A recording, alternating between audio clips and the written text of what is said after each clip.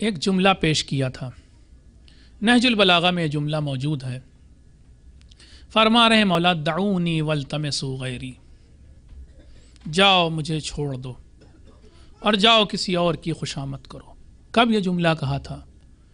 جب خلیفہ ثالث خلیفہ سوم کو مار دیا گیا، قتل کر دیا گیا، اور بھیڑ نے آ کر کے امیر المومنین کے گھر پر گویا ایک طریقے سے کہا جائے حملہ کر دیا۔ لوگ بھر گئے علی کے گھر میں اور علی سے اب خوشامد کرنے لگے کہ آپ خلیفہ بن جائیں۔ میں نے عرض کیا تھا آپ کے سامنے کہ مولا نے فرمایا ہے خود اسی خطبے میں کہ بھیڑ اتنی تھی کہ میری ردا، یہ اس کو ردا بولتے ہیں یا آبا بولتے ہیں، یہ پھٹ گئی، اور بھیڑ اتنی تھی مجھ سے یہ کہنے کے لیے آئی تھی کہ آپ خلیفہ بن جائیے کہ میرے دو بیٹے حسن حسین کچل گئے۔ لوگ اصرار پہ اصرار کر رہے تھے کہ علی اب آپ خلیفہ بنیے، لیکن علی نے جواب میں کیا کہا؟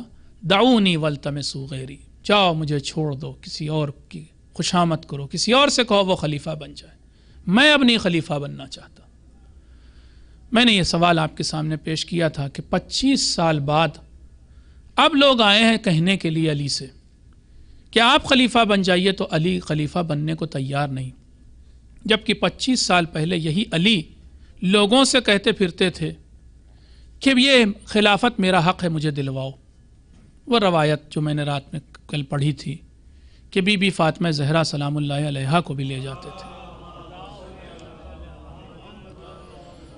اور اپنے ساتھ شہزادی کو لے جا کر رات کے اندھیرے میں لوگوں کے دروازے کھٹکھٹا کر لوگوں سے کہتے تھے کہ میرا حق دلواؤ، اور اگر تمہیں میری بات سمجھ میں نہیں آتی تو دیکھو یہ پیغمبر کی بیٹی آئی ہے۔ کبھی تو علی یہ کر رہے تھے، اور 25 سال بعد اب خلافت ان کے در پر آئی ہے تو علی ایکسیپٹ کرنے کو تیار نہیں، قبول نہیں کر رہے، لوگ اصرار پہ اصرار کر رہے ہیں۔ میں نے اس کی ایک وجہ آپ کی خدمت میں کل بتائی تھی کہ ایک وجہ یہ تھی کہ 25 سال میں حالات بہت بدل گئے تھے، کھانے پینے کا، رشوت خوری کا بازار گرم ہو گیا تھا، بے ایمانی، 420 دغل بازی، دھوکہ دھڑی، اس کا بازار گرم تھا۔ وہ جو ویلیوز، جو اقدار پیغمبر چھوڑ کے گئے تھے، سب کے سب لگ بھگ ختم ہو گئی تھی۔ ہر طرف میں نے کل آپ کے سامنے پیش کیا تھا لوگوں نے کتنا پیسہ جمع کیا تھا، بعض میں تو میں نے بتایا کہ 59 ملین زبیر چھوڑ کے گئے تھے۔ عبد الرحمن ابن عوف مرے تھے تو ان کے ترکے کے سونے کو کلہاڑی سے کاٹا گیا تھا۔ اس کے علاوہ زید ابن ثابت، جن کا تذکرہ میں نے کل رات نہیں کیا، زید ابن ثابت بہت ینگ آدمی، پیغمبر کی وفات کے وقت ینگ آدمی، 21 یا 23 سال کا، اس نے 3 سال ہی پیغمبر کے ساتھ گزارے تھے، ایک دم لڑکا جیسے آپ کہیں۔ اور بعد میں لیکن یہ تینوں خلیفہ کے دور میں یہ ان کا بے انتہا چہیتا رہا۔ اسی نے قرآن کو جمع کرنے کے لیے جو کمیٹی بنائی گئی تھی اسے ہیڈ کیا تھا، بغیر ہمیں اس سے کوئی لینا دینا نہیں۔ یہ زید ابن ثابت جب مرے بعد میں تو کتنا سونا چھوڑ کے گئے تھے، یہ بھی جب مرے تھے تو ان کا چھوڑا ہوا سونا کلہاڑی سے کاٹا گیا تھا، اتنا لوگوں نے پیسہ جمع کیا تھا۔ اس کے علاوہ میں نے بتایا تھا آپ کو کہ دینی فرنٹ پر بڑا برا حال ہوا تھا، سیاسی فرنٹ کا تو یہ حال ہوا، معاف کیجئے گا آپ لوگوں میں سے بعض ہو سکتا پاکستان کے ہوں، برا لگ جائے، میں برے کے اس سے نہیں کہہ رہا ہوں، اگزامپل دے رہا ہوں بس۔ جیسے پاکستان کا حال فی الحال ہو گیا کہ کبھی وہ ڈیموکریسی آتی، کبھی ملٹری رول آتا ہے، کبھی کچھ آ جاتا ہے، کبھی کچھ آ جاتا ہے، کوئی اسٹیبلٹی نہیں رہ گئی۔ اس ملک کے ساتھ سب سے بڑی مشکل اس وقت یہی کہ کوئی اسٹیبلٹی نہیں۔ ایک اسی طرح کی کیفیت مسلمانوں کے درمیان ہو گئی تھی، پہلا خلیفہ چنا جا رہا ہے کسی اور طریقے سے، الیکشن ہے، دوسرا نامینیشن ہے، تیسرا شورا ہے، چوتھا لوگ خوشامد کر رہے ہیں علی کی آئیے، اصرار کر رہے ہیں۔ یہ کوئی طریقہ نہیں ہوا، اسٹیبلٹی نہیں ہے کوئی، کل کسی اور کو بھی لا سکتے ہیں، کسی بھی طرح سے لا سکتے ہیں، اور ہوا بھی یہی، بعد میں ملوکیت میں کنورٹ ہو گئی یہی خلافت، اور اب کنگڈم بن گئی۔ اسلام کی ایک کنگڈم تھی، وہاں پہ کنگ بیٹھتا تھا، وہاں تک بات پہنچ گئی، تو کوئی چیز رہی نہیں، ایرسٹوکریسی تک بات پہنچی۔ سیاسی فرنٹ کا یہ حال تھا، ملٹری کا کیا حال تھا؟ رسول کے زمانے میں واقعات اگر پڑھوں لمبی ہو جائے گی بات، ایک واقعہ پڑھتا ہوں آپ کے سامنے۔ رسول کے زمانے میں فداکاری، ایک دوسرے پر جان قربان کرنے والے افراد مسلمان موجود تھے، ایک جنگ کی بات ہے. جنگ میں روایت لمبی ہے، میں شارٹ کر کے بتا رہا ہوں. ایک آدمی کہتا ہے کہ میرا کام جنگ میں پانی پلانا تھا. میں جتنے بھی مجاہد تھے مسلمان ان کو پانی پلاتا تھا، مشق لیے ہوئے تھا. تو میں نے دیکھا کہ مسلمان مجاہد میں سے ایک گھوڑے سے گرا، زخمی تھا، موت قریب تھی. میں دوڑا اس کی طرف پانی لے کر کے کہ اسے پانی پلاؤں.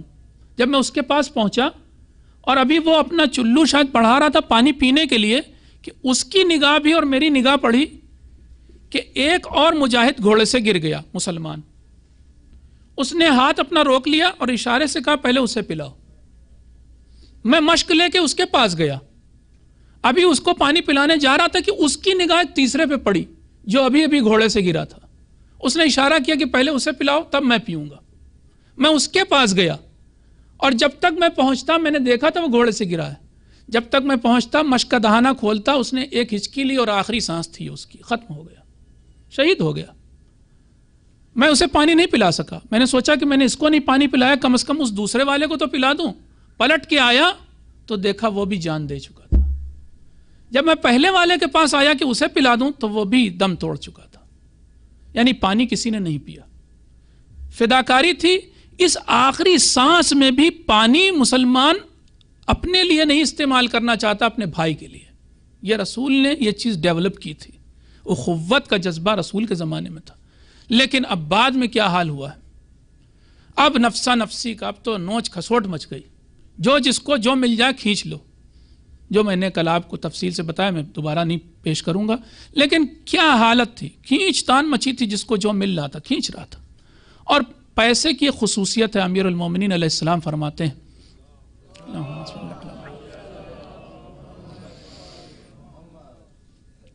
کہیں کہیں پر یہ جملہ اس طرح سے آیا صنفان لا یشبعان، کہیں کہیں پر طالبان لا یشبعان. بہرحال دو ایسے طالب ہیں، چاہنے والے خواہش مند دو ایسے ہوتے ہیں کہ جو کبھی سیر نہیں ہوتے. ایک کون ہے؟ طالب العلم. علم جو سچا حاصل کرنے والا وہ کبھی سیر نہیں ہوتا. وہ نہیں کہتا کہ بس ہمارا دل بھر گیا اب ہم آگے نہیں پڑھیں گے. اور دوسرا جو انسان سیر نہیں ہوتا وہ دنیا پرست. جتنا پیسہ آ جائے، جو ملینر ہے وہ بلینر بننا چاہے گا، جو بلینر ہے وہ اسے ملٹیپلائی کر کے کچھ اور بننا چاہے گا. بہرحال یہ کبھی سلسلہ رکتا نہیں ہے. ان 25 سالوں میں جب علی خلافت سے دور ہوئے تو لوگوں کا اب ذہن یہ بن گیا ہے کہ اب وہ اخوت، وہ برادری، وہ ایثار، وہ جذبہ سب ختم. اب تو کھینچ تان مچی ہے. میں نے کل پیش کیا تھا آپ کے سامنے. اب کوئی کسی کے لیے جان دینے کے لیے نہیں تیار ہے. پیغمبر نے ایک آدھ چیز اور کی تھی، تبلیغی فرنٹ کو بہت اچھا بنایا تھا. پیغمبر نے اپنے زمانے میں بڑی طاقتیں تھیں، روم اور ایران سپر پاورز تھیں. دونوں کو خط لکھا تھا، دونوں کے بادشاہوں کو، اور دونوں کو اسلام کی دعوت دی تھی. یہی نہیں، چھوٹی موٹی جو حکومتیں ہوتی تھیں وہاں پر پیغمبر اپنے نمائندے بھیجتے تھے. یہ ہجرت حبشہ کی ایک تو ہجرت تھی، بہانہ یہ بھی تھا کہ وہ نجاشی بادشاہ مسلمان ہو، اس تک پہنچے پیغام اسلام کا، اور ہو بھی گیا. پیغمبر بھیجتے تھے لوگوں کو، یا کبھی خط بھیجتے تھے یا اپنا نمائندہ بھیجتے تھے. ایک اور چیز پیغمبر کرتے تھے، لوگوں کو دعوت دیتے تھے کہ آؤ بھائی ہم سے یہ ڈائلاگ کرو دین کے مسئلے میں. نجران سے وہ علماء آئے تھے، مسیحی عیسائی علماء آئے تھے نجران سے، اور رسول سے انہوں نے باقاعدہ ڈسکشن کیا تھا. اس کے بعد یہ مباہلے کی نوبت آئی تھی. یہ سب چیزیں 25 سال میں غائب ہو گئیں. اب آپ نے دیکھا کہیں پڑھا؟ میں نے تو نہیں پڑھا بھائی کہ ان خلافتوں میں کبھی کسی کو خط لکھا گیا ہو کہ بھائی تم مسلمان ہو جاؤ. یہ سب کچھ نہیں رہ گیا. تبلیغی فرنٹ جو ہے پورا ختم. دینی فرنٹ کا میں نے آپ کو بتایا تھا کہ کتنی چیزیں شامل کر دی گئیں. اذان بدل گئی، وقت نماز بدل گیا، کنٹینٹ نماز کا بدل گیا، اور اس کے علاوہ یہ کہ اذانیں دو مثلا جمعے کے دن ہونے لگ گئیں. نئی نمازیں مثلا بشکل تراویح ایڈ کر دی گئیں. نہ معلوم کتنی دین کے فرنٹ پر چیزیں ایڈ ہوئی. کل ملا کر کے اب ایسی حالت ہے کہ اب علی اسے ایکسیپٹ کریں یا نہ کریں. دوسری بڑی مشکل جس کی وجہ سے علی ایکسیپٹ نہیں کر رہے تھے، پہلی مشکل یہ تھی کہ حالات ایسے ہو گئے تھے، 25 سال میں برا حال ہو گیا امت کا. اب کیا ایکسیپٹ کریں اسے؟ میں مثال دے دوں. جیسے کبھی کبھی ایسا ہوتا ہے کہ آپ کسی مریض کو کسی ڈاکٹر کے پاس لے کے جاتے ہیں اور وہ ڈاکٹر بہت اچھا ہے مگر آپ اس پہ ریلائی نہیں کر رہے. تو آپ نے اس مریض کو دکھایا، ڈاکٹر نے کہا اچھا اسے بھی چھوڑو، میں اس کا علاج کروں گا، یہ کروں گا، وہ کروں گا، آپ نے دیکھا کہ ڈاکٹر کی بات ہمیں بھلی نہیں لگ رہی، ہم دوسرے کے پاس لے جائیں گے، اور کوئی علاج نہیں کیا، مریض کو لے کے دوسرے کے پاس چلے گئے، وہاں پر مریض کی کچھ حالت خراب ہو گئی، پھر تیسرے چوتھے کے پاس ہوتے ہواتے پھر ایک موقع وہ آیا کہ جب مریض آخری سانسیں لے رہا ہے، اب آپ ڈاکٹر کے پاس لائے، اسے ٹھیک کر دو، اسی پہلے والے کے پاس، وہ کہتا ہے بھائی اب دیر ہو چکی ہے، اب میں کچھ نہیں کر سکتا، اس وقت جب میں تم سے کہہ رہا تھا تب اس میں میں کچھ کر سکتا تھا۔ تقریباً ایسی ہی ایک شکل علی کے سامنے، 25 سال پہلے امت کا حال دوسرا تھا، 25 سال بعد بدل گیا، اب اس امت کو ابھی میں بتاتا ہوں مشکلات کیا تھیں علی کے سامنے، کیسے ایکسیپٹ کر لیں۔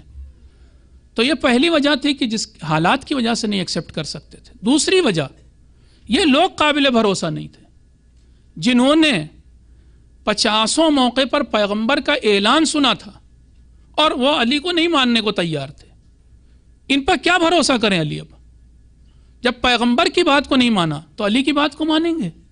قابل بھروسہ نہیں ہے، اس لیے نہیں۔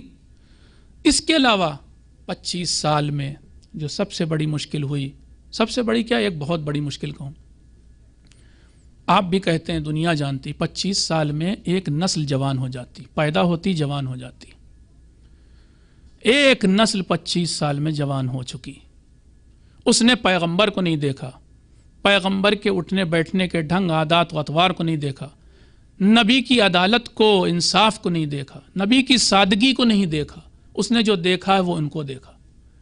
وہ تو یہ سمجھ رہا ہے کہ ایسے ہی نبی بھی رہے ہوں گے، جو خلیفہ ہے جس کا، وہ اصل بھی ویسے ہی رہا ہوگا۔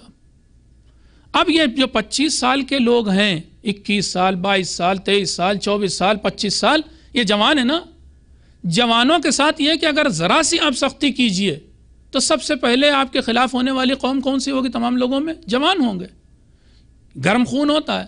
علی ان کے اوپر اب سختی کریں، اب وہ جو کی روٹی کھلائیں انہیں اور اگر اب کہیں کہ اب نہیں، یہ جو بہت رفاہانہ زندگی ہے، لیوش لائف ہے، اس کو چھوڑنا پڑے گا، سنیں گے یہ علی کی؟ ڈیفینیٹلی یہ مخالف ہو جائیں گے علی کے، کیونکہ انہوں نے دیکھے ہی نہیں وہ دن۔ اب اگر علی لاکھ کہیں کہ رسول بھی ایسے ہی کرتے تھے، یہ مانیں گے؟ تو یہ نوجوان سنیں گے نہیں۔ ان 25 سالوں میں ایک چیز اور ہو گئی، یہ تو نوجوان ہے، ایک پوری نسل ہے کہ جو آ گئی، نہیں معلوم اس کا ریشیو کیا تھا، پوری امت میں کتنے پرسنٹ وہ نوجوان تھے، لیکن کم سے کم یہ تو ہے کہ 25 سال میں نئی نئی سرزمینیں حاصل کی گئیں جنہیں فتوحات کہا جاتا ہے۔ 25 سال میں تینوں خلیفہ نے الگ الگ ملکوں کو فتح کیا، جہاں جہاں فتح کیا وہاں کے نئے لوگ مسلمان ہوئے۔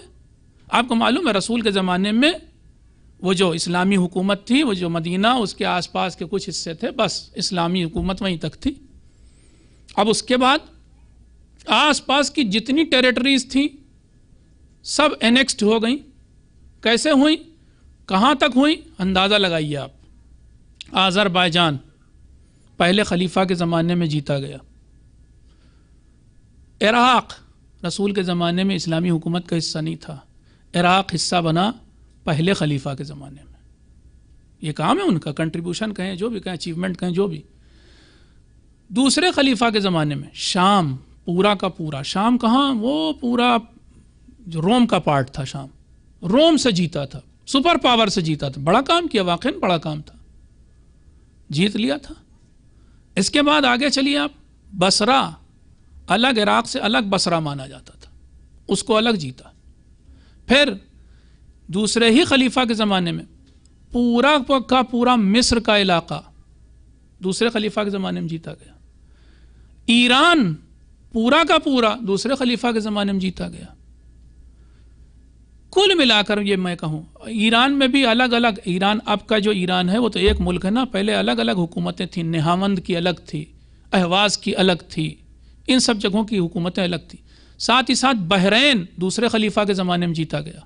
کل ملا کر کے اب جب امیر المومنین کو یہ خلافت آفر کی جا رہی ہے تو کہاں تک اسلامی اسٹیٹ کی حدود ہیں؟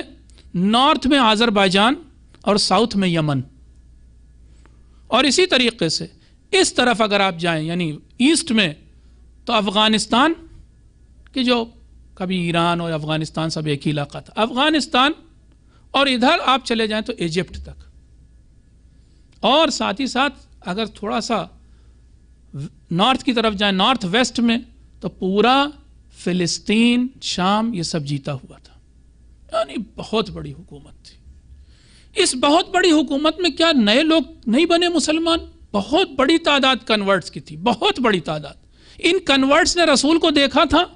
नहीं देखा था, किसी ने भी नहीं देखा था। रसूल के आदात और अतवार देखे थे? अच्छा, कम्युनिकेशन की दुनिया नहीं थी कि पता चल जाता कि रसूल ऐसे जीते थे और 2-4 फोटो भी दिखा दी जाती। रसूल का घर ऐसा था, नहीं था ऐसा कुछ, कोई कम्युनिकेशन नहीं था। कम्युनिकेशन का तो इतना बुरा हाल था कि शाम में गौर से सुनिएगा, कभी काम भी आएगी ये बात। शाम में अमीर मुआविया ने ये प्रोपेगेट की थी बात, हर तरफ ये फैलाया था कि हम ही अहले बैत रिसालत हैं, असल रसूल के अहले बैत हम हैं। ताज्जुब तब हुआ लोगों को कि जब अहले बैत का काफिला करबला के बाद गया था शाम में, तो उन्होंने देखा कि ये तो और एक फैमिली आ गई रसूल की। ये कहाँ से आ गई? हम तो ये समझते थे ये रसूल की फैमिली। सारे शामी ये जानते थे कि असल अहले बैत रिसालत ये लोग हैं, बनी उमैया, और असल रसूल के जो नक्श कदम पर चलने वाले हैं बनी उमैया हैं। अब नक्श कदम पर चलने वाला इंसान क्या बना रहा है? बड़े बड़े कैसल्स बना रहा है, पैलेसेस बना रहा है।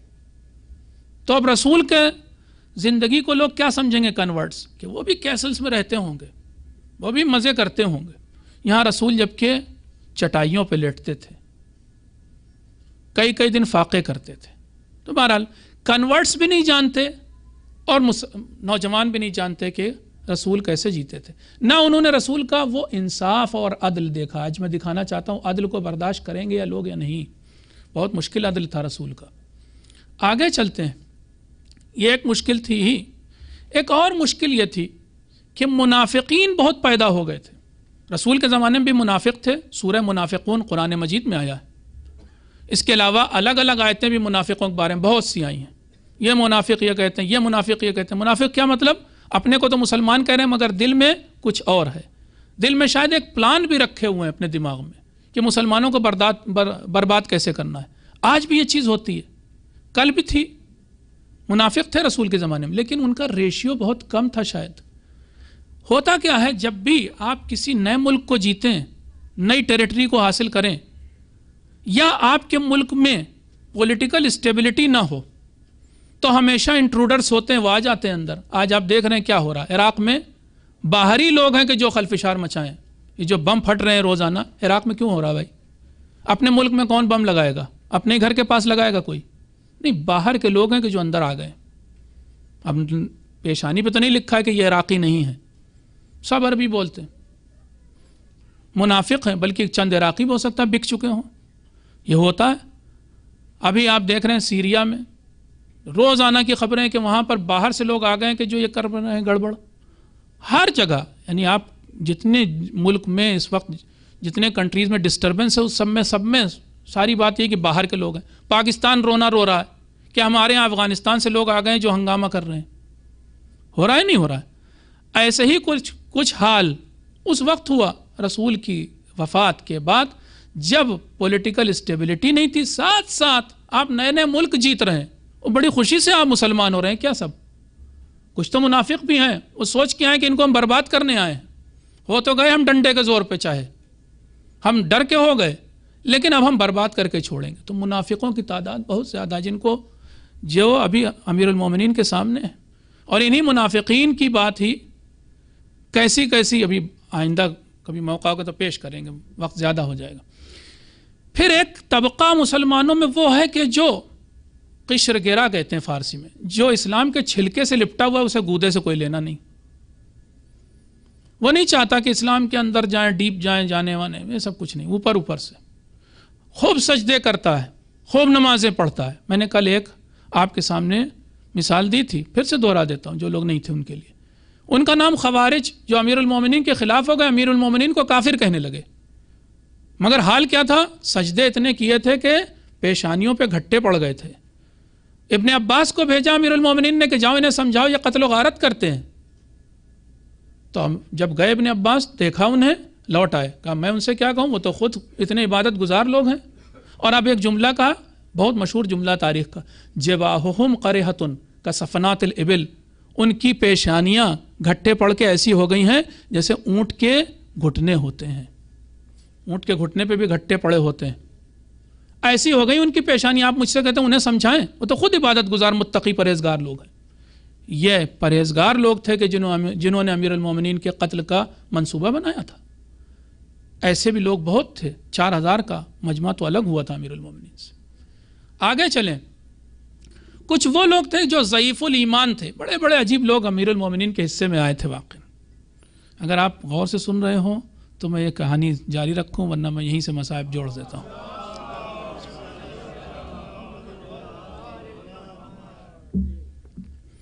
مشکل بھی تھا, ہم ہوتے نا تو ہم بھی ایسے ہی شاید بیہیو کرتے ہیں, اپنے کو ہم بڑا قوی ایمان والا نہ سمجھیں. روزانہ آج کل ہم لوگ کیا دعا مانگتے ہیں پتہ ہے آپ کو؟ دعائے سحر کیا ہے؟ چھوٹی سے چھوٹی بڑی سی بڑی دعائے سحر کا آخری جملہ کیا ہے؟ اللہم انی اسألک ایمانا تباشر بہ قلبی. یا اللہ میں تجھ سے ایک ایسا ایمان مانگتا ہوں, ایسا پکا ایمان جو میرے قلب میں اتر جائے, رگوں میں اتر جائے. بہت مشکل ہے یہ چیز, ایسا ملتا نہیں ایمان یہ, اور بہت مانگنے سے اور بہت کوشش سے تب حاصل ہوتا ہے. بہرحال ہم ہوتے تو معلوم ہمارا کیا ہوتا فیٹ. امیر المومنین کو جو ملے ان میں سے بہت سے ایسے تھے کہ جو ضعیف الایمان تھے. مثال دوں میں آپ کو, ضعیف الایمان. امیر المومنین نے جب خلافت لے لی, ابھی ٹھیک 4 سال 9 مہینہ خلافت رہی ہے, 5 سال بھی نہیں تھی. اس 4.25 سال میں امیر المومنین نے طرح طرح کے لوگ دیکھے. ان میں سے ضعیف الایمان ایک مثال دے رہا ہوں صرف آپ کو. نوبت وہ آئی کہ امیر المومنین کی مخالفت میں رسول کی بیوی جناب عائشہ کھڑی ہو گئی تھی, اور ان کا ساتھ دینے کے لیے رسول کے 2 گراں قدر صحابی طلحہ و زبیر تھے. اس پارٹی میں حضرت عائشہ, طلحہ و زبیر جیسے لوگ بگ شاٹس, ادھر امیر المومنین اکیلے, یا ان کے بیٹے کہہ لیں, یہ سب جو بھی. بات یہ تھی کہ آئے ایک صاحب, جنگ جمل شروع ہونے والی ہے, ابھی امیر المومنین کو خلافت لیے 6 مہینہ بھی شاید نہیں گزرا ہے, جنگ شروع ہونے والی.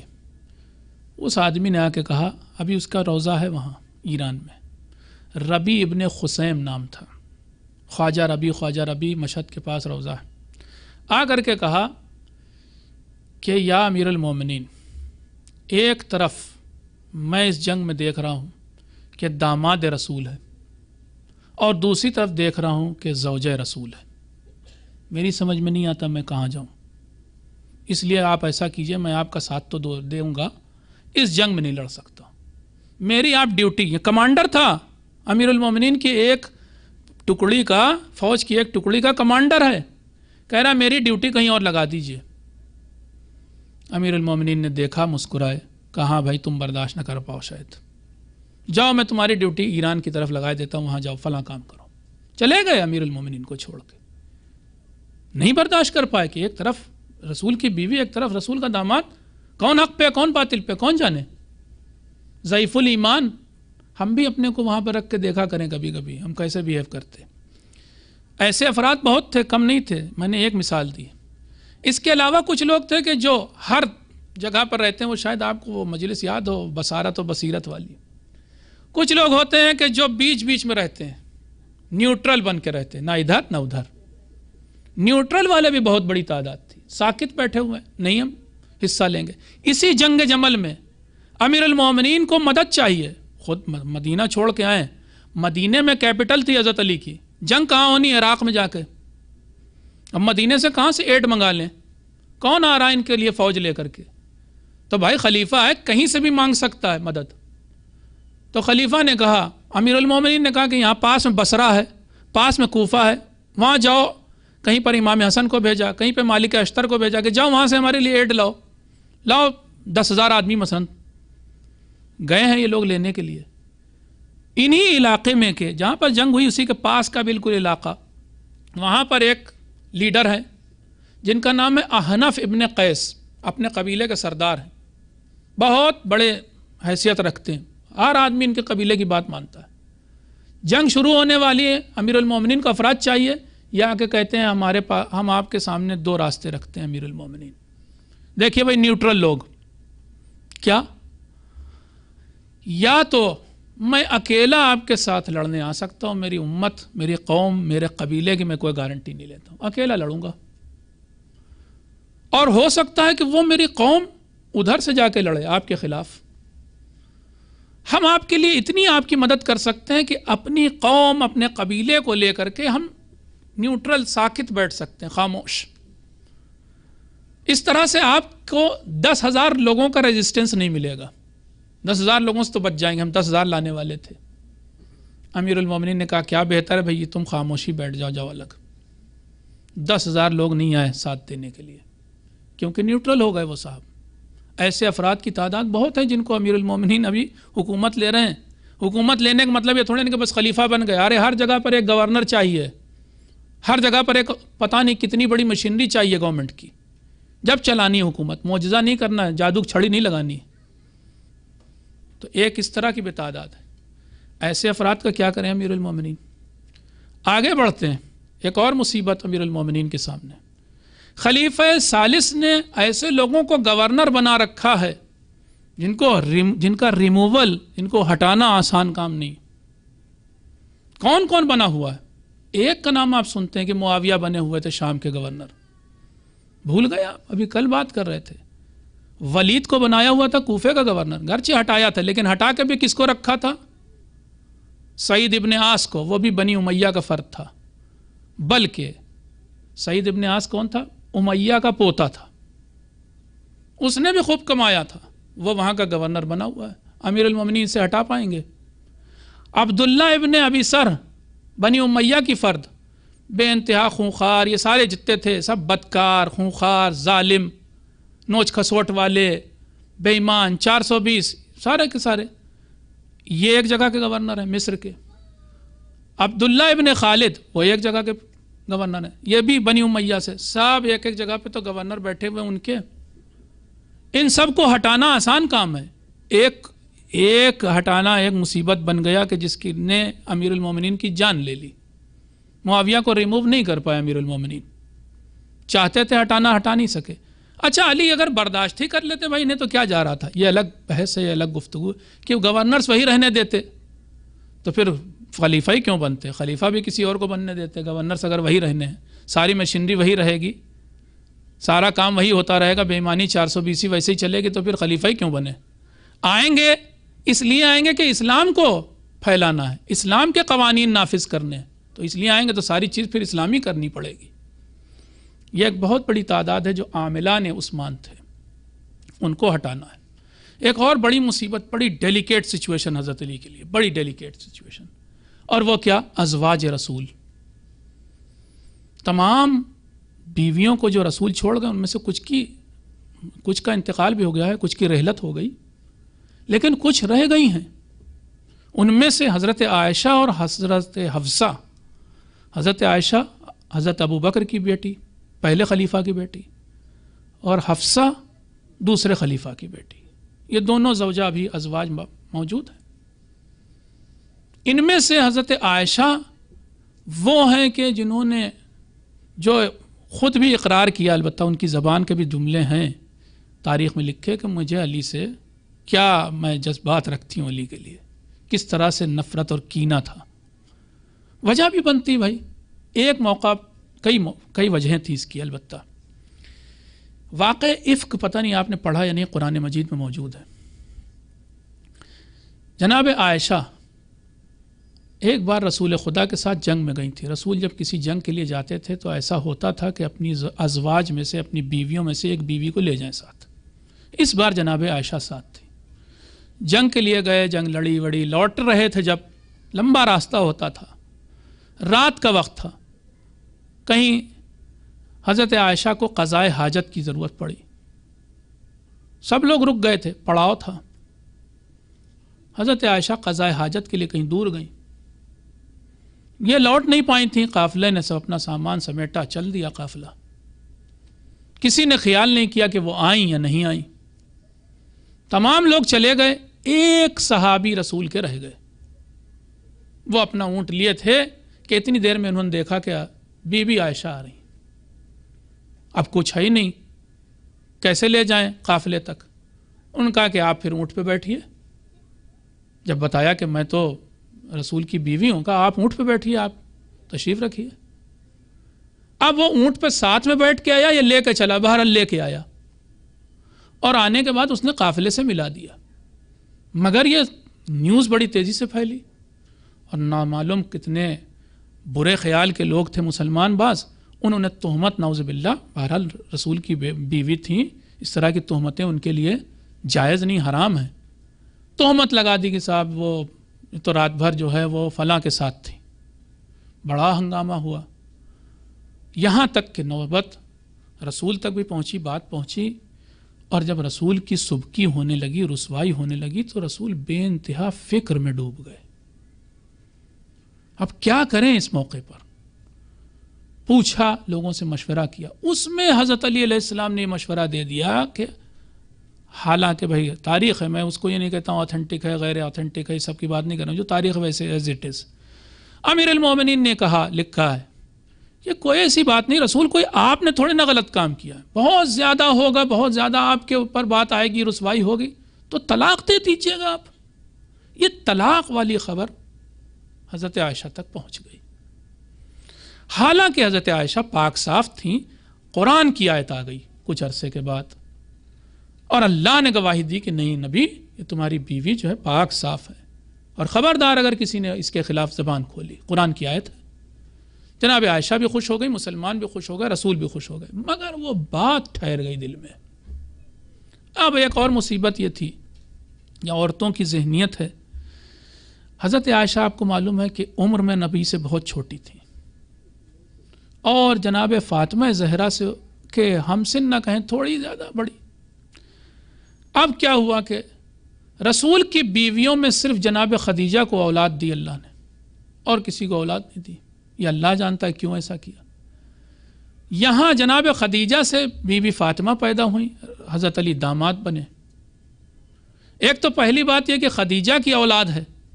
खदीजा से इसलिए भी हज़रत आयशा को यह रवायत बुखारी तक में हत्ता कि जनाब आयशा को खदीजा से बड़ा इख्तिलाफ था, बड़ी जलन थी। हालांकि खदीजा की मौत हो चुकी थी, फौत हो चुकी थी वो, लेकिन वो बहुत बहरहाल उन्हें बड़ा गिरा गुजरता था जब भी रसूल खदीजा का नाम लेते थे। अब ये खदीजा की बेटी बीबी फ़ातिमा और रसूल के दामाद बन गए अली, और फिर अब इनसे दो बेटे पैदा हुए, हसन और हुसैन।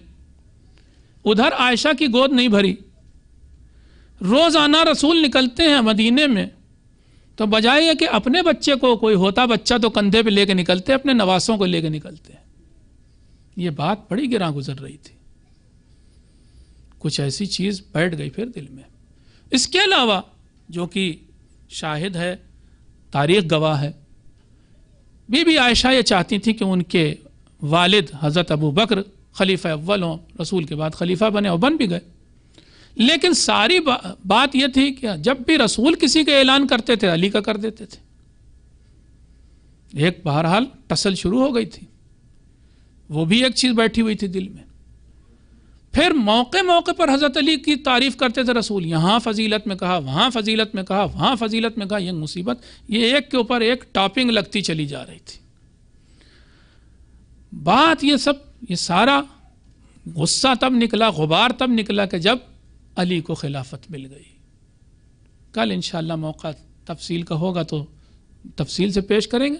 बहरहाल अब इस सिचुएशन को हज़रत अली अलैहिस्सलाम को किस तरह टैकल करना है, नबी की इज्जत रह जाए, नबी की बीवी है, बेइज्जती ना होने पाए, चाहे 25 साल गुजर चुके हों नबी को गए हुए, लेकिन बहरहाल ज़ौजे रसूल है, उम्मुल मोमिनीन है। कैसे टैकल करें इन्हें? एक ये मुसीबत, दूसरे ये कि इनके बारे में कुरान ने आयत नाजिल की हुई है कि इनको घर में बैठना चाहिए। आयत है कुरान की कि जितनी रसूल की बीवियों तुम घर में बैठो, खबरदार जो बाहर निकलना नहीं। अली चाहते हैं कि घर से ना निकलें। भाई यहूदी भी हैं, मजाक उड़ाएंगे कि ये लोग कुरान पे अमल नहीं करते हैं, ईसाई भी देखेंगे क्या कहेंगे, और मुसलमानों में तो रसवाई होगी।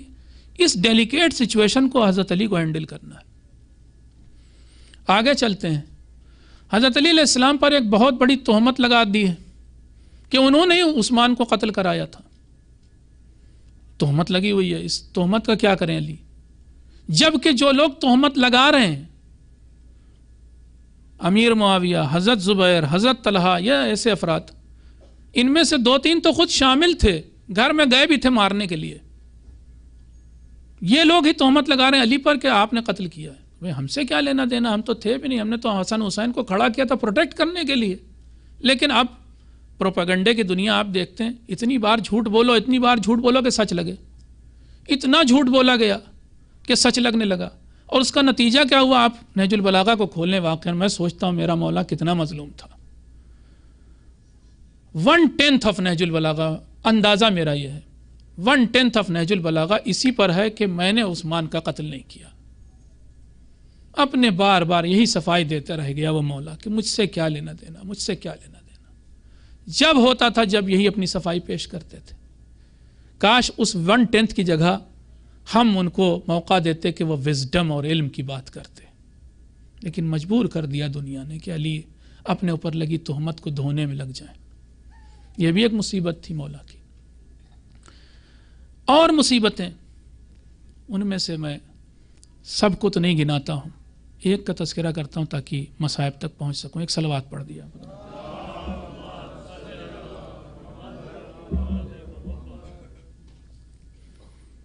افراد کی کمی تھی. اچھے افراد رسول کے زمانے میں بہت تھے، لیکن ایک ایک جنگ میں، یہی جو ابھی میں جنگ آپ کو بتا رہا تھا، آذربائیجان کی جنگ، یا یہ جنگ یمامہ کہی جاتی ہے، ایک اور جنگ یمامہ. ان جنگوں میں مثلا ایک ہی جنگ میں 40 حافظان قرآن شہید ہو جاتے تھے. یہ سب رسول کے بعد کی جنگیں. 40 آدمی رسول کے سکھائے، پڑھائے، تعلیم دیے، 40 حافظان قرآن ختم ہو گئے. یہاں تک کہ یہ بھی جملے نہج البلاغہ میں ہیں کہ حضرت علی علیہ السلام نے ان گزرے ہوئے اصحاب کو یاد کیا کہ کہاں چلے گئے وہ لوگ. اب تو بز میں اصحاب خالی ہے، اب تو کوئی نہیں ملتا ہے. افراد، لائق افراد کی کمی ہے. حکومت میں نے کہا لے تو لیں، اتنے گورنرز ہیں علی آپ کے پاس کہ آپ سب جگہ بنائیں گے ایک ایک کو. اتنے لوگ ہیں، اتنے آفیسرز ہیں آپ کے پاس، اتنی پوری مشینری کے پاک، صاف، آنیسٹ، ایماندار افراد رکھتے ہیں آپ. بڑا مشکل کام ہے. چند رہ گئے ہیں، چند رہ گئے ہیں. بڑی مشکل ہے کیسے چلائیں گے. افراد زیادہ تر یا تو شہید ہو گئے، یا خاموش بیٹھ گئے، یا خود سے اپنی موت مر گئے. اب بہت کم افراد رہ گئے کہ جو با وفا ہیں، جو علی کے کہے پر چل بھی پائیں. اپنے گورنرز کو بھی حضرت علی علیہ السلام نے، میں کیا کروں، کتنی نہج البلاغہ پڑھ سکتا ہوں بہرحال آپ کے سامنے. عثمان بن حنیف، وہ عثمان نہیں بلکہ عثمان بن حنیف نام کے بھی امیر المومنین کے ایک صحابی تھے اور گورنر تھے. ان کو امیر المومنین نے خط لکھا تھا. ہماری آپ کی نگاہ میں تو وہ کوئی گناہ ہی نہیں تھا، لیکن عثمان بن حنیف کو خط لکھا ہے اور وہ جھاڑ لگائی، ہم اپنی زبان میں کہیں کہ عثمان بن حنیف تھرا گئے ہوں گے یقیناً. کہا بلغنی، یہ عثمان بن حنیف خط لکھ رہے ہیں اپنے گورنر کو، گورنر بنا چکے. مجھے خبر ملی ہے کہ تم شہر کی دعوتوں میں سے ایک ایسی دعوت میں گئے کہ جس دسترخوان پر صرف امیر لوگ بیٹھے تھے، کوئی ایک فقیر، کوئی ایک غریب انسان نہیں تھا. صرف اتنی سی بات، ایک اچھے سے بینکویٹ میں چلے گئے، بس. امیر المومنین کی نگاہ میں یہ گناہ تھا، گناہ تھا. تم ایسے دسترخوان پہ بیٹھے جس پر سب امیر تھے. میں اسی لیے کہتا ہوں آپ بھی یاد رکھیں، اپنے گھر کی جتنی دعوتیں ہوں، ولیمے ہوں، فلاں ہوں، حج کا ولیمہ ہو، شادی کا ولیمہ ہو، وغیرہ وغیرہ، یاد رکھیں کہ غریب کو ضرور بلائیں اس پر، اگر چاہتے ہیں امیر المومنین کی نگاہ میں وہ دسترخوان صحیح ہو. 2 غریب ہوں جو بیچارے کسی طرح سے بھوکے پیاسے نہیں ہو، تو یہاں پر امریکہ میں بے گھر ہوں، بلا لیے انہیں کہ بیچارے کھا لیں، تو آپ کا ایک دسترخوان ایکسیپٹ ہو جائے گا اللہ کی بارگاہ میں. جھاڑ لگائی، اور پورا خط موجود ہے، کبھی موقع ہوگا تو پڑھ بھی دیں گے آپ کے سامنے. بہرحال افراد کم ہیں امیر المومنین کے پاس. اور سب سے زیادہ جو بڑی مصیبت ہے، 25 سال پہلے یہ حکومت ملی ہوتی تو جس طرح سے نبی کے پاس خدیجہ تھیں مدد کرنے کو، جب رسالت ملی تھی نبی کو، اگر علی کو خلافت اس وقت ملی ہوتی تو علی کے پاس فاطمہ تھی، مگر 25 سال بعد اب صرف چند یادیں ہیں کہ جو رہ گئی ہیں فاطمہ کی۔ معلوم ہے آپ کو، کسی بھی گھر میں اگر ایسی خاتون ہو، میں تو کہتا ہوں ایسی تو نبی کو بھی نہیں ملی، ابھی میں نے فارسی میں کہا، ایسی تو بیوی نبی کو بھی نہیں ملی جیسی علی کو ملی۔ معصومہ تھی نبی کی کوئی بیوی نہیں، لیکن 25 سال پہلے علی کے پاس ایک معصوم زوجہ تھی جو ہر چیز میں علی کا ہاتھ بٹاتی تھی، جو ہر مشکل میں علی کا ساتھ دیتی تھی۔ آج اس کی جگہ خالی ہے۔ یہی نہیں، آپ کو بتائیں، خدیجہ نے کبھی رسول سے یہ نہیں کہا اے علم، لیکن شہزادی وہ تھیں کہ جنہوں نے امیر المومنین کو یوں خطاب کیا، اے علم یا ابا الحسن، جانو اے ابا الحسن۔ کون ہے کہ جو اس سے کہ جو باب مدینۃ العلم تھا اس سے یہ کہے کہ تم جانو، سیکھو یہ بات؟ صرف شہزادی میں جرأت تھی۔ وہ پڑھی لکھی، متقی، پرہیزگار، سخی، الفاظ نہیں میرے پاس، وہ خاتون نہیں، مدد کرنے والی۔ اتنی بڑی مشکل تو کوئی ہی سمجھ سکتا ہے۔ امیر المومنین کی ایک اور بات نہج البلاغہ میں موجود ہے، اس سے لگتا ہے کہ کتنے تنہا تھے۔ کمیل کا ایک دن ہاتھ پکڑا تھا کوفے میں، لکھا ہے نہج البلاغہ میں، ہاتھ پکڑ لیا اور لے کر کے کمیل کو بستی کے باہر، کوفے سے باہر نکل گئے، بستی کے باہر جا کر ایک قبرستان کے پاس کھڑے ہو کے، اور کمیل سے کہا تھا کہ یا کمیل ہا ہونا لعلما جما، اے کمیل یہ سینہ علم سے بھرا ہوا ہے، لیکن کیا کروں کہ اس علم کو لینے والے نہیں ملتے۔ نبی کو علی مل گئے تھے کہ جن کے اوپر ایک طریقے سے کہوں کہ انڈیل دیا تھا علم، لیکن علی کو فاطمہ نہیں ملتی کہ علی بھی بتاتے اور ایک بار کہتے فاطمہ سے اے علمی یا فاطمہ، تم بھی جانو اے فاطمہ، اور بتاتے ہی ہوں گے۔ 25 سال بعد مولا کی زندگی تنہائی کی زندگی ہے۔ ہاں عزیزوں، آ گیا میں اپنی منزل پر۔ یہ وہ رات ہے، یہ وہ دن گزرا کہ جب امیر المومنین کی حالت غیر ہو چکی تھی۔ بہت ہی عجیب دن تھا، ایسی ضربت لگی تھی، کل میں نے آپ کے سامنے مصائب میں پیش کیا تھا، اس جگہ پر یہ تلوار لگی تھی کہ جہاں پر پہلے ہی عمرو ابن عبدود کی تلوار لگی تھی۔ جنگ خندق میں جب علی لڑ رہے تھے تو جب عمرو ابن عبدود نے وار کیا تھا، گرچہ وہ تلوار چھچھٹتی ہوئی لگتی ہوئی بس ہٹ گئی تھی، لیکن روایت کی لفظیں ہیں کہ خود جو سر پر پہنے ہیڈ گیئر تھا جو وہ کٹ گیا تھا اس تلوار سے۔ بہت جری انسان تھا وہ عمرو ابن عبدود، اور علی کے سر تک دھر آئی تھی وہ تلوار۔ بعد میں وہ زخم ٹھیک ہو گیا، لیکن اب جو تلوار دوبارہ لگی ہے محراب مسجد کوفہ میں، وہ وہیں پہ جا کے لگی ہے۔ پہلے والی تلوار میں زہر نہیں تھا، اس تلوار کے زہر کو ہم نہیں بتاتے، خود ابن ملجم بتاتا ہے، لیکن میں کہوں گا کہ یہ شخص تو ظالم صحیح، لیکن اس وقت خاموش ہو جا۔ معلوم ہے آپ کو، جس وقت ابن ملجم نے تلوار مار دی اور بھاگنا چاہا مسجد سے، نکل بھی گیا تھا مسجد سے، مگر گلی میں کوچے میں لوگوں نے اسے پکڑ لیا، گرفتار کر کے لایا گیا امیر المومنین کے سامنے، فرمایا کہ اسے یہیں باندھ دو، یہ میرا اسیر ہے، اگر میں بچ گیا تو میں اس کے بارے میں خود فیصلہ کروں گا، اور حسن دیکھو اگر میں اس دنیا سے چلا گیا اسی ضربت کے سبب تو اس سے قصاص لینا تو بس ایک ہی تلوار مارنا، اور جیسے اس نے ماری، جہاں پر اس نے ماری بس وہیں مارو گے۔ حسن کھڑا ہوا ہے صحن خانہ میں، باندھا گیا ہے، اسے اسیر ہے۔ ایک بار جناب زینب امیر المومنین کے پاس آتی ہیں، آ کر کے اپنے بابا کی حالت غیر دیکھتی ہیں، रोने लगती फूट फूट के। रोते रोते एक बार बाबा के गले लगती हैं और उसके बाद एक जुमला कहती हैं कि ये बाबा आपका साया हम पर कायम रहे। दुआ करती हैं अल्लाह की बारगाह में कि मेरे बाप को बचा। पर्दे के उस तरफ सहन में इब्ने मुलजिम बंधा हुआ है।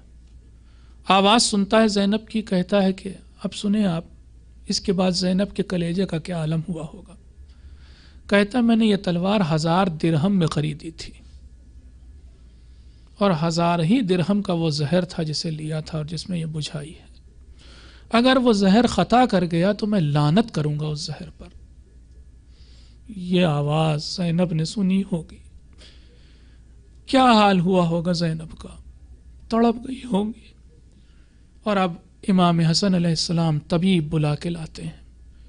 तबीब आता है, कूफे का सबसे माहिर तबीब है। देखता है सर अक़दस को, इमाम हसन से कहता है कि अगर हो सके तो गोसफंद का फेफड़ा लाया जाए। इमाम हसन लोगों से कहते हैं, लेके आते हैं लोग। उस फेफड़े से एक रग निकालता है वो तबीब, अमीर अल मोमिनीन के सर पर ज़ख्म की जगह पर रखता है। अब उनका तरीक़ा इलाज उस वक्त शायद यही था। उसके बाद उस रग को हटाता है और देखता है उसके रंग को, और फिर अमीर अल मोमिनीन से सब मुंतज़िर हैं। इमाम हसन देख रहे हैं उसके चेहरे को, इमाम हुसैन देख रहे हैं, अबुल फजल अब्बास देख रहे हैं, मोहम्मद हनफिया देख रहे हैं। सारे बेटे खड़े हैं और पुश्त पर्दा पर बेटियां खड़ी हैं कि जो इंतज़ार कर रही हैं ये तबीब अब क्या कहेगा। उस तबीब ने उस रग को देखा, जहर के रंग को देखा, और उसके बाद तमाम लोगों से तो कुछ नहीं कहा, अमीरुल मोमिनीन से कहा वसीयत शुरू कीजिए। बस इतना सुनना था कि पर्दे के पीछे से एक चीखने की आवाज़ आई। ज़ैनब की आवाज़ थी। अब अमीरुल मोमिनीन ने वसीयत शुरू की। बुलाया पास में हसन को, ये बेटा आओ। और अब तमाम बच्चों को, तमाम औलादों को बुलाते हैं, सबका हाथ हसन के हाथ में देना शुरू करते हैं। और उसके बाद हसन से कहते हैं, देखो हसन, तुम्हारी जिम्मेदारी है कि इनका ख्याल रखना। और तमाम अपनी औलाद से कहते हैं कि देखो जब तक हसन मौजूद हैं, ये इमाम होंगे मेरे बाद, इनकी इताअत तुम पे वाजिब होगी। सब से वसीयत की, वसीयत ख़त्म हुई। अब एक बार अपने ख़ास बेटे से, जनाब अबुल फजल अब्बास से वसीयत की। ए अबुल फजल अब्बास, ए मेरे लाल, ए अब्बास, ज़रा तुम करीब आओ। हाथ पकड़ा और अब कहना शुरू किया कि गोया मैं इन्हीं निगाहों से देख रहा हूँ कि मेरा हुसैन 3 दिन का भूखा और प्यासा मैदान करबला में घिरा हुआ है। देखो अब्बास, मुझे मालूम है, मैं निगाहों से देख रहा हूँ अपनी, कि तुम उसके लिए और उसके बच्चों के लिए पानी लेने जाओगे। मैं देख रहा हूँ कि तुम घोड़े को पानी में डाल चुके हो, और मैं देख रहा हूँ कि घोड़े ने पानी पीने से इनकार कर दिया है। ए अब्बास, तुम एक चुल्लू पानी उठा रहे हो। ए अब्बास, देखो उस वक्त वफा शर्मिंदा हो जाएगी। मैं तुमसे राज़ी ना होऊंगा अगर तुमने पानी पी लिया हुसैन से पहले। ये वसीयत थी अब्बास से। अब्बास ने इसका ख्याल रखा। अजीज़ों, अब एक वसीयत आप सुनेंगे, सब रवायत। हाँ, जब सबसे वसीयत हो गई तो एक बार तारीख़ में लिखा है कि ज़ैनब करीब आई और आके कहती हैं, बाबा एक सवाल है, बहुत दिनों से मैं पूछना चाहती हूँ। कहा हाँ बेटी पूछो, कौन सा सवाल है। कहा क्या बताऊँ बाबा, ये उम्मे ऐमन, ये घर में जो हमारे मौजूद है, ये अजीब बात कहती हैं उम्मे ऐमन मुझसे। ये क्या कहती हैं। कहा ये कहती हैं कि एक ज़माना वो था कि जब हमारे नाना भी मौजूद थे, माँ भी मौजूद थी, भैया हसन भी मौजूद थे, आप भी थे, हुसैन भी थे। उस वक्त आप लोग आपस में गुफ्तगू कर रहे थे कि एक बार जिब्रील नाजिल हुए थे और उन्होंने आकर के भैया हुसैन की शहादत की खबर सुनाई थी। और उसके बाद आप सब पंजतन रोने लगे थे। कहा ज़ैनब, ये खबर सही है, उम्मे ऐमन सच कहती तुमसे। अब ज़ैनब मुझसे सुनोगी, मैं इन्हीं निगाहों से देख रहा हूँ कि जिस करबला में हुसैन शहीद होंगे اسی کربلا کے میدان میں تمہارے بازوؤں میں رسن باندھی جائے گی، اور میں انہی نگاہوں سے دیکھ رہا ہوں زینب یہی شہر کوفہ ہوگا کہ جس میں تمہیں رسن بستہ لایا جائے گا اور دربار میں پیش کیا جائے گا۔ ہاں امیر المومنین یہاں تک کہہ دیا، میں نے روایت میں نہیں پڑھا کہ یہ بھی کہا تھا کہ تماچے مارے جائیں گے سکینہ کو، یہ کہا یا نہیں کہا کہ گوشوارے بھی چھینے جائیں گے، یہ کہا کہ نہیں کہا کہ چادریں بھی چھین لی جائیں گی، یہ بتایا کہ نہیں بتایا کہ خیموں میں آگ بھی لگا دی جائے گی، نہیں معلوم، لیکن اتنا ضرور دیکھا کہ ابھی یہ کلمات کہے تھے کہ ایک بار علی کو غشا گیا، اور اب گھر کے باہر کا منظر یہ ہے کہ جب سے طبیب نے یہ کہا ہے کہ علی کو صرف دودھ دیا جائے پینے کے لیے، تو چند بچے کھڑے ہیں، ہاتھوں میں اپنے کوزے لیے ہوئے ہیں، سب کے ہاتھ میں دودھ ہے، سب امام حسن سے خوش آمدیں کر رہے ہیں، ہمارے آقا تک ہمارا یہ ہدیہ، ہمارا یہ تحفہ پہنچا دیجیے۔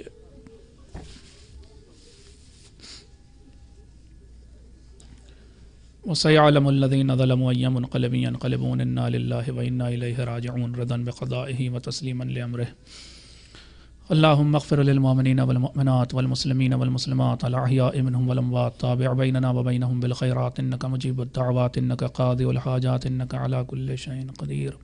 ایک بار آپ سے گزارش ہے کہ میری والدہ بہت بیمار ہیں، 5 بار من یجیب ان کے لیے پڑھ دیں۔ بسم اللہ الرحمن الرحیم امن یجیب المضطر اذا دعاہ ویکشف السوء امن یجیب المضطر اذا دعاہ ویکشف السوء امن یجیب المضطر اذا دعاہ ویکشف السوء امن یجیب المضطر اذا دعاہ ویکشف السوء امن یجیب المضطر اذا دعاہ ویکشف السوء۔ اللہم صل علی محمد وآل محمد، اللہم اشف مرضى المؤمنین والمؤمنات، اللہم اشف مرضى المسلمین والمسلمات، بحق سید الساجدین زین العابدین علی بن الحسین، وبحق محمد وآلہ الطاہرین۔